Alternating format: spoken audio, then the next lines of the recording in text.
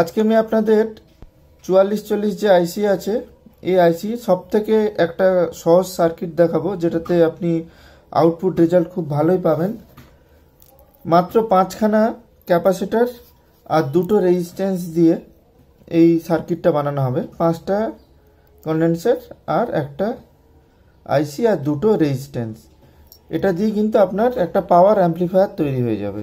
এই আইসির 14টা পিন আছে, আপনারা সবাই জানেন। এই 3 number pin, 6 number pin, 8 number pin আর 14 নাম্বার পিন, এই কয়েকটা পিনে যে 4টে পিন আছে, এই 4টে পিনে কিন্তু গ্রাউন্ডে কানেকশন হয়, মানে নেগেটিভ যেটা। আর 2 নাম্বার পিন দিয়ে এখানে অডিও ইনপুট দেওয়া হয়। আর 9-10 পিন থেকে একটা স্পিকারের লাইন আউট, আর 12 আর 13 থেকে আর একটা স্পিকারের লাইন আউট থাকে। এই হচ্ছে মেন কাজ। এবার বিভিন্ন জায়গায় ক্যাপাসিটার লাগিয়ে আমরা এর ভেতরে যে অসিলেশনটাকে আমরা ঠিক করি। দেখুন আমার কিন্তু এটা পুরো কমপ্লিট হয়ে গেছে। এই কয়েকটা কম্পোনেন্ট দিয়ে কিন্তু এই আইসিটা রান করবে। আর আপনারা অবশ্যই এখানে হিটসিং দেবেন। আমি এটা দেখানোর জন্য কিন্তু এখন হিটসিং দিচ্ছি না। এই দুটো হচ্ছে পাওয়ার সাপ্লাই, 12 ভোল্ট ইনপুট দিয়ে দেবো। এই দুটো হচ্ছে অডিও ইনপুট, আর এটা হচ্ছে স্পিকার আউটপুট। তো চলুন টেস্ট করা যাক এই রেজাল্ট। তো এবার পাওয়ার দিয়ে দেখি।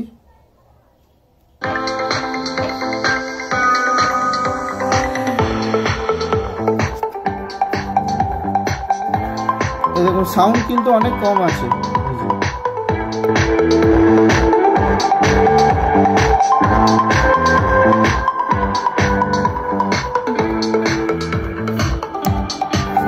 অনেক পাওয়ারফুল।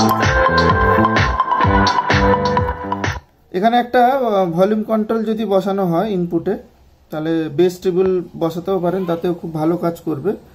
তো এখানে আমি কম ভলিউমেই চালাচ্ছি, তবে কিন্তু বেস খুব দারুণ বেস পড়ছে।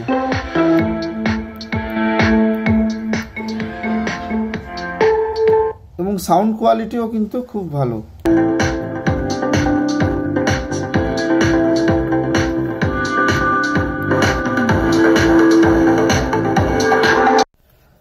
4440 আইসি, 14টা পিন আছে। এর কোন কোন পিনে কি কানেক্ট করবেন খুব সহজ আমি পদ্ধতি আপনাদের বলে দিচ্ছি। 6 নাম্বার পিন, এটা গ্রাউন্ড করবেন, যেটা নেগেটিভ। এটা 12 ভোল্ট সিঙ্গেল সাপ্লাইতে চলবে, প্লাস আর মাইনাস। 6 নাম্বার পিন গ্রাউন্ড করে দেবেন। 8 নাম্বার পিনও গ্রাউন্ড হবে। এগুলো সব একটা তার দিয়ে কানেক্ট করে দেবেন গ্রাউন্ডগুলো। আচ্ছা, এরপরে আছে 14 নাম্বার পিনও গ্রাউন্ড হবে। 14 নাম্বার পিন গ্রাউন্ড হয়ে গেল। আর একটা গ্রাউন্ড হবে, সেটা হচ্ছে 3 নাম্বার পিন।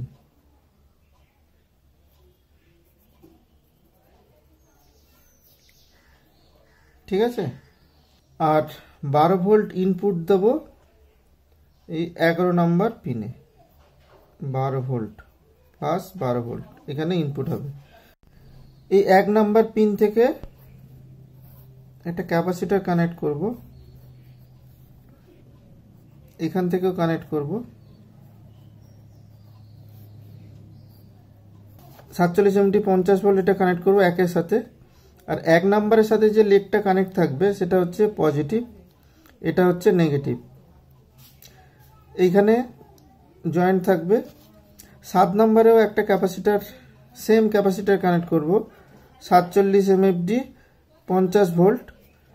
এখানটায় এর নেগেটিভ লেগটা কানেক্ট করব, 7 নম্বরের সাথে নেগেটিভ লেগ কানেক্ট করব, আর এটা পজিটিভ লেগ। এই যে এখানে জয়েন্টটা হয়েছে, এই জয়েন্ট থেকে একটা, এই 3 নম্বর থেকে একটা রেজিস্ট্যান্স কানেক্ট করব, দিয়ে এই জয়েন্টের যেখানে আছে সেইখানে দিয়ে দেবো। এখানে এই রেজিস্ট্যান্সের মানটা হচ্ছে 680 ওহম। 680 ওহম। ঠিক আছে, 680 ওহমসের একটা রেজিস্ট্যান্স কানেক্ট করে দেবো। এই 3 নম্বর আর এই 5 নম্বর লেগ, 4 নম্বর লাগবে না, এইখানে একটা ক্যাপাসিটার কানেক্ট করে দেবো। যেহেতু 3 নম্বর পয়েন্টটা গ্রাউন্ড হয়ে আছে, তার জন্য ক্যাপাসিটরের নেগেটিভ অংশ কিন্তু কানেক্ট হবে, আর এটা পজিটিভ।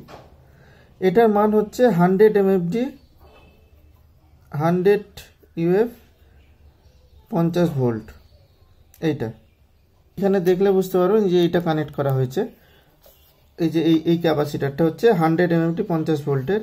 আর এই যে দুটো ক্যাপাসিটার দেখছেন, এই যে দুটো ক্যাপাসিটার,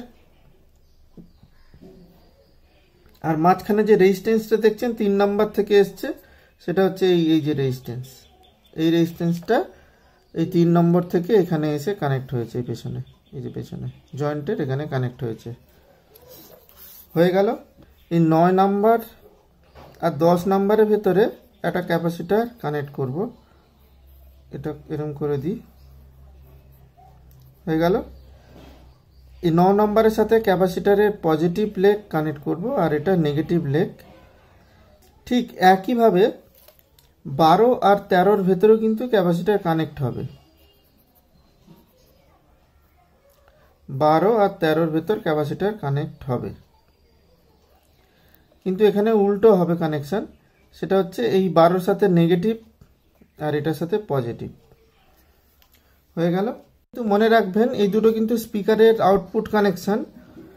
এখানে কিন্তু মনে রাখবেন যে আমি 12 নাম্বার পিন থেকে একটা আউটপুট নেব এবং 10 নাম্বার পিন থেকে আর একটা আউটপুট নেব। আমি কিন্তু আউটপুটটা এখান থেকে নিয়ে নেব না, এটা নিলে কিন্তু 13 নাম্বার পিন থেকে আউটপুট হয়ে যাবে। এখানে কিন্তু স্পিকারে কিন্তু ডিসি ভোল্টেজ ইনপুট হয়ে যাবে, সেক্ষেত্রে কিন্তু স্পিকার নষ্ট হয়ে যাবে।